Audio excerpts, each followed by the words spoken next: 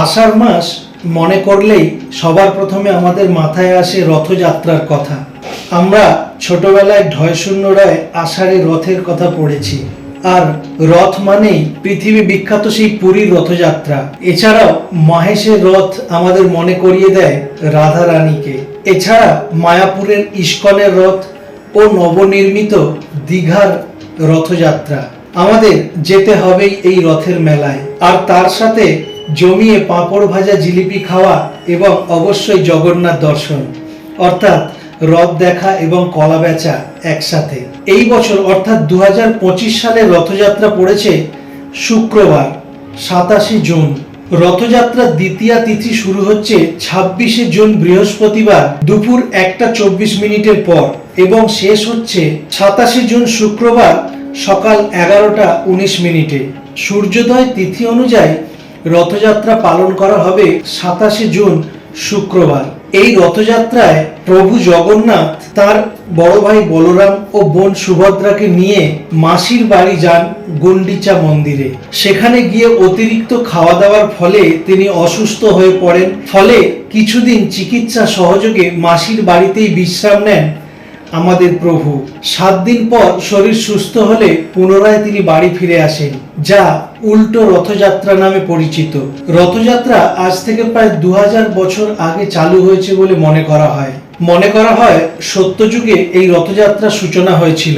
তৎকালীন ওড়িশায় ইন্দ্রদন্যু নামে এক সূর্যবংশীয় রাজা ছিলেন, যিনি ছিলেন ভগবান বিষ্ণুর পরম ভক্ত। তিনি স্বপ্নাদেশ পান যে ভগবান শ্রী বিষ্ণু এই পুরীতে ইন্দ্রদন্যের রাজ্যে ইষ্টদেব হয়ে আসতে চান। তিনি পুরীতে জগন্নাথ মন্দির স্থাপনের স্বপ্নাদেশ দেন এবং এই পুরীর সমুদ্রে ভেসে আসা নিম কাঠের মাধ্যমে জগন্নাথ মূর্তি স্থাপনের কথা বলেন। রাজা ইন্দ্রদন্যু অত্যন্ত উৎসাহের সাথে একজন দক্ষ এবং উপযুক্ত কাষ্ঠশিল্পীর খোঁজ করছিলেন।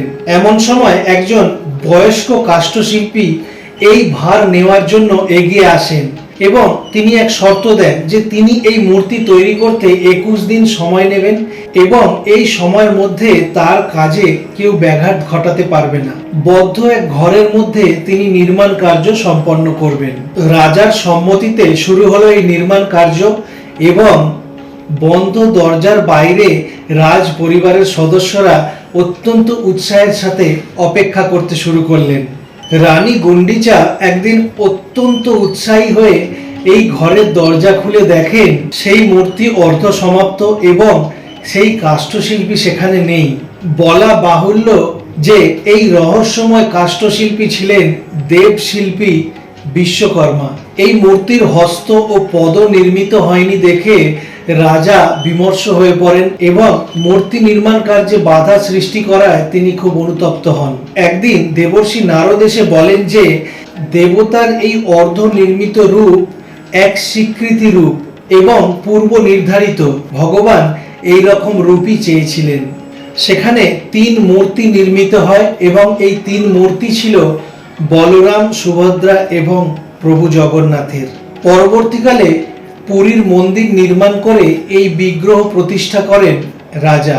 শোনা যায় যে এই মন্দিরে সমাজের নিম্ন শ্রেণীর মানুষের প্রবেশের অধিকার ছিল না, তাই রানী গুন্ডিচা রথযাত্রার প্রচলন করেন যাতে সব ধরনের মানুষ এই রথকে দেখতে পারে।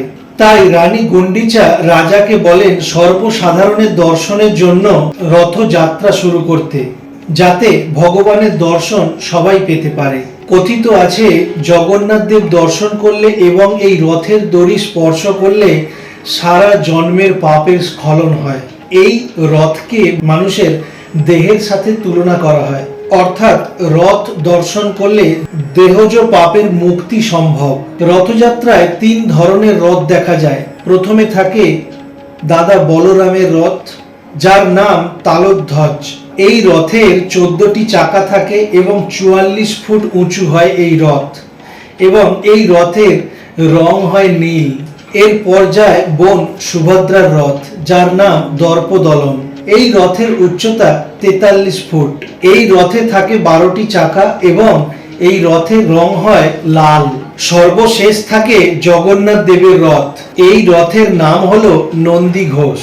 এই রথের উচ্চতা ৪৫ ফুট এবং এই রথে ১৬টি চাকা থাকে। এই রথের রং হলুদ। ১৮৮২টি কাঠের টুকরো দিয়ে তৈরি হয় এই রথ। মহাপ্রভু শ্রী চৈতন্যদেব নীলাচল থেকে রথযাত্রা চালু করেন বাংলায়। এই রথযাত্রা সারা বাংলার বিভিন্ন জায়গায় সাড়ম্বরে পালিত হয়। বন্ধুরা, আজকে আমরা আলোচনা করলাম রথযাত্রা নিয়ে। ২০২৫ সালে রথযাত্রা কবে পড়েছে এবং রথযাত্রা কেন পালন করা হয়, পুরীর জগন্নাথ মন্দির কে স্থাপন করেছিল এবং কিভাবে স্থাপন হয়েছিল, কিভাবে স্বপ্নাদেশে প্রভু জগন্নাথ এসে ধরা দিয়েছিলেন রাজা ইন্দ্রদুম্নকে, সমস্ত কিছুই জানতে পারলাম। এই ধরনের আরও অনেক ইন্টারেস্টিং টপিক আমাদের চ্যানেলে আসছে। আমাদের ভিডিও কেমন লাগছে জানাবেন কমেন্ট করে এবং আমাদের চ্যানেলটিকে সাবস্ক্রাইব করে রাখবেন। ধন্যবাদ।